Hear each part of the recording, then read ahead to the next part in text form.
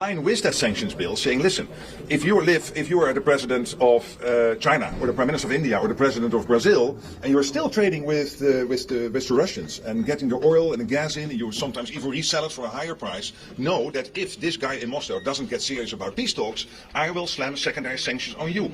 And whom does it represent? What is NATO? What is NATO minus United States of America? इनके पास क्या है? How many boots do you have on ground? और इतने boots तुम्हारे पास ground में होते हैं जो ये मुंह से जो इतनी बातें कह रहे हो, तो कुछ भेजते ना boots on the ground Ukraine के सपोर्ट में। बल्कि जिसमें नेटो के जो जनरल सेक्रेटरी हैं उन्होंने पैगाम दिया है कि जनाब पैगाम दे दें आप दिल्ली में आपके ऊपर सैंक्शंस लग सकती हैं। तो ये सेकेंडरी सैंक्शंस इन्होंने नेटो के तरफ से नहीं किया। मैं तो नेटो क्या सैंक्शन देगा? सैंक्शंस ये लगने वाले हैं डोनाल्ड ट्रंप लगाएंगे। मुझे लगता है कि ब्रिक्स खटक रही है डोनाल्ड ट्रंप को बहुत ज्यादा, और वो बहाना ढूंढ रहे हैं कि कैसा ना कैसा मैं इन पे टैरिफ्स लगा दूं। और फिर ये नाटो चीफ्स के जो हैं वो कह रहे हैं कि Brazil, China and India could be slammed by sanction. वही करके देख लिया। ख्याल में जो खौफ अमेरिका बहादुर को मियां साहब लाहक है, वो उसके हाथ से निकलती हुई जो मैशत की आलमी बागडोर है या वीकन हो रही है। अब जो है वो ब्रिक्स ने जो करेंसी जारी की है, इससे डॉलर मजीद गिरावट का शिकार होगा और ये करेंसी बहुत जल्द सामने आने वाली है। नेटो जो रशिया को नीचे करना चाहता था वो नहीं हो रहा है। और नेटो की एक और दिक्कत है, भारत राइज कर रहा है। ये कोई भी कंट्री अपने सामने राइज होता हुआ ये देख नहीं सकते। इसलिए जो हमारा ग्लोबल ट्रेड है ये उसे रोकना चाहते हैं ताकि भारत को हिट किया जाए। ग्लोबल सप्लाई चेन्स को बचाने वाला भारत है, क्योंकि चाइना जितना खरीदता है वो एक्सपोर्ट नहीं करता, वो अपनी कंजम्पशन के लिए वो यूज करता है, लेकिन भारत खुद कंज्यूम भी कर रहा है और एक्सपोर्ट भी कर रहा है। नेटो तो एक मिलिट्री ग्रुपिंग है। तुम्हारा क्या हक है तो बात करने का? क्या अधिकार है टैरिफ्स की बात करने का? तुमको किसने अधिकार दे दिया? Is Rutte the spokesman for President Trump? तो मुझे लगता है कि western countries are looking at India's promise. अगर इंडिया हमारा एलाय बन गया तो हमारे को 2 मिलियन फौजी मिल जाएंगे चाइना से लड़ने के लिए। अगर इंडिया हमारा एलाय बन गया तो India will buy billions of dollars of our weapons, F-35 खरीदेगी, ये खरीदेगी, वो खरीदेगी। ठेंगा ले रहा है इंडिया। क्या बेचा है? एक $3 बिलियन के ड्रोन्स बेचे और कुछ नहीं इंडिया को, अमेरिका ने। वो जाके रफाले खरीद रहा है।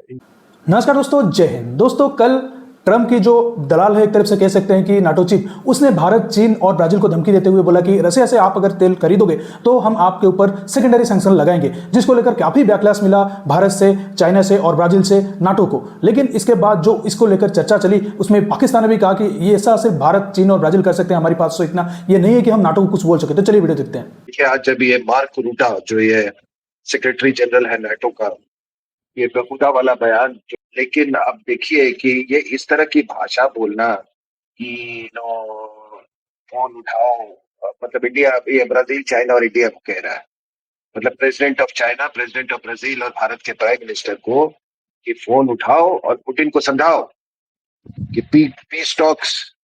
कितना फर्क पड़ेगा पुतिन को? कि बायलैटरल तो कोई फर्क पड़ेगा नहीं उसको, आप जो मर्जी जितने सैंक्शन लगा दो। जो इन लोगों ने करना था वो बहुत पहले इन्होंने कर चुके हैं। ऑल टुगेदर अगर यूएस, यूके, यूरोपियन यूनियन का मिला ले तो there have been 21,592 sanctions, bans on Russian oil etcetera. लेकिन ये देखो, ये भाषा, ये इस तरह की भाषा मैंने तो नहीं कभी सुनी। And whom does it represent? What is NATO? What is NATO minus United States of America? इनके पास क्या है? How many boots do you have on ground? और इतने boots तुम्हारे पास ग्राउंड में होते हैं जो ये मुंह से जो इतनी बातें कह रहे हो, तो कुछ भेजते ना boots on the ground Ukraine के सपोर्ट में। और ये क्या बकवास लगा रखा है कि आप अगर रशिया से तेल लोगे तो हम आपको ये ऐसी तैसी कर देंगे, आपको भुगतना पड़ेगा। ये भाषा है तुम्हारी?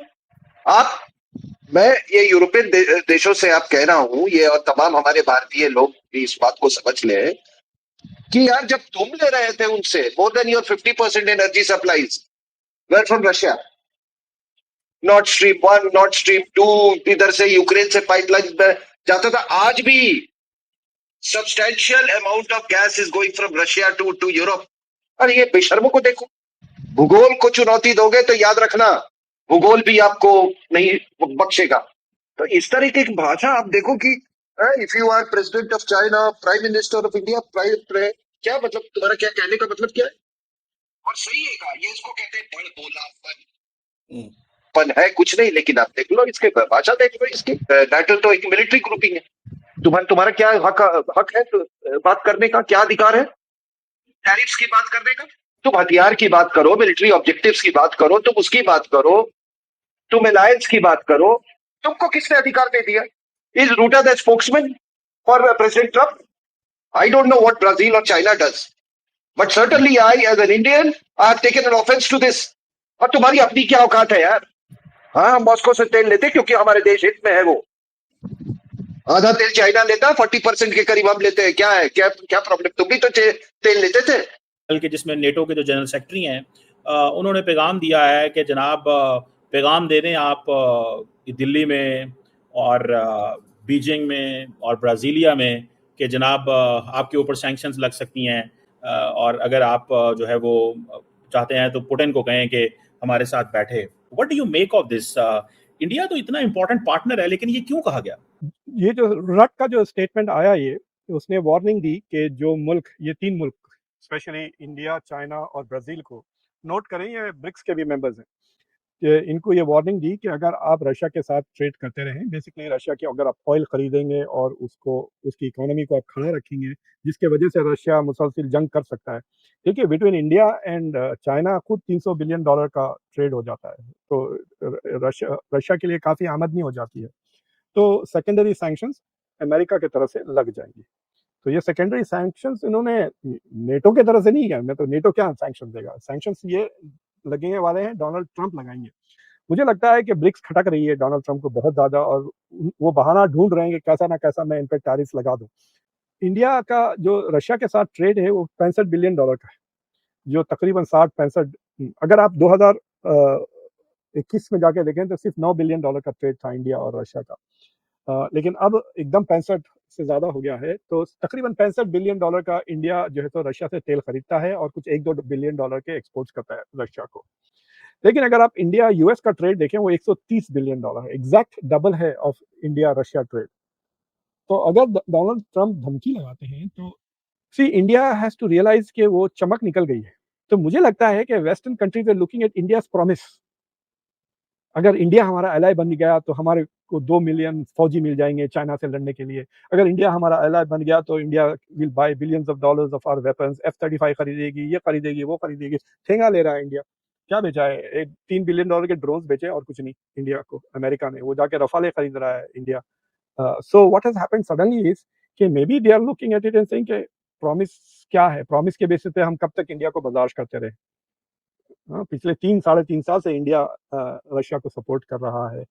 मुझे लगता है कि ट्रेड नेगोशिएशन के बाद India might start giving back to Trump. एक बार वो ट्रेड एग्रीमेंट साइन हो जाती है तो ये छोटे मोटे सेनेटर्स को, इससे पहले भी डॉक्टर जयशंकर ने काफ़ी लथाड़ा था सेनेटर्स को जो इंडिया के खिलाफ बोलते थे। तो मेरे ख्याल से वो बाद में वो लथाड़ेंगे इन लोगों को कि इंडिया इज टेलिंग ट्रम्प कि जो ट्रेड एग्रीमेंट हो जाता है दैट विल बी फाइनल, आप इसके ऊपर बाद में मजीद टैरिफ, इस पे टैरिफ, उस पे टैरिफ, आपको आज क्रिकेट मैच पसंद नहीं आया तो आप हम पे टैरिफ लगा रहे हो, वेदर खराब हो गया तो हमको टैरिफ लगा रहे हो, थिंग्स लाइक दैट ना करें।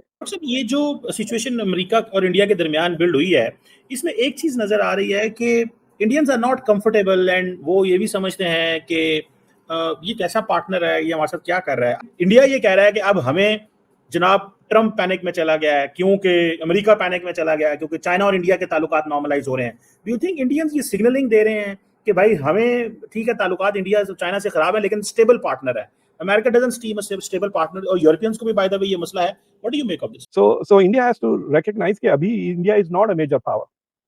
मतलब मैं ये मल्टीपोलर वर्ल्ड की ना, ये इतनी बड़ी फ्रॉड बात है। आप जवाब दें, अगर आप इक्वल पावर हैं, मल्टीपोलर या ना, देयर आर मेनी पावर्स ना, रोज धड़ाधड़ धमकियां दिए जा रहा है ट्रम्प, जवाब दें उसका। और फिर ये नेटो चीफ्स के जो हैं वो कह रहे हैं कि Brazil, China and India could be slammed by sanction. वही करके देख लिया। तो दोस्तों, जैसे कि आपने वीडियो में देखा कि कैसे नाटो चीफ को बारी बारी से सबने ली है इसकी, और लेना भी चाहिए, क्योंकि इसका तो कुछ औकात ही नहीं है कि नाटो बिना बगैर यूएसए के उसके पास कुछ ऐसा पावर नहीं है, और ये एक मिलिट्री मतलब कोऑर्डिनेशन है, इसका टैरिफ के साथ कोई भी लेना देने नहीं है। और ये क्या मतलब एक मुंह भला वकील बन गया है ट्रम्प का, जो ट्रम्प इसको बोलता है पीछे, यही आके ये मीडिया के सामने बोल देता है। और भारत अगर मतलब रशिया से तेल नहीं लेगा तो किससे लेगा? भारत तो रशिया और ईरान बोथ से तेल ले रहा है, इतने दिनों से ले रहा है, चाइना भी ले रहा है, तो क्या हम क्या अमेरिका से लेंगे? आप ये चाहते हो कि आप रसिया को दबा के अमेरिका को खड़ा करें, लेकिन हम ऐसा क्यों चाहेंगे? जो हमारे देश के हित में रहेगा वही भारत करेगा, लेकिन ये चाहते हैं कि रसिया सरेंडर करे। भाई जो मैच जीत रहा है, रसिया इस मतलब वार को जीत रहा है, वो क्यों सरेंडर करेगा? पुतिन जैसा बंदा वो जाके तुम्हारे आगे बैठेगा और तुमको ये करेगा कि मैं पीस टॉक करूंगा। ये क्या भारत बन गया क्या जो मतलब पाकिस्तान के साथ पीस टॉक करेगा? ऐसा बिल्कुल नहीं। पुतिन झुकने वाले नहीं है, अमेरिका को जो करना है वो कर सकता है, और भारत भी नाटो की इस तारीफ धमकी से नहीं डरने वाला। तो दोस्तों इस वीडियो में इतना ही। वीडियो अच्छा लगा तो जरूर लाइक कर दीजिए, चैनल को सब्सक्राइब करके ऑल बटन जरूर दबा दीजिए ताकि मेरे लेटेस्ट वीडियो की नोटिफिकेशन आप मिस ना कर सकें। मैं रुकता हूं, जल्दी मिलूंगा नई वीडियो के साथ, तब तक के लिए जय हिंद, वंदे मातरम।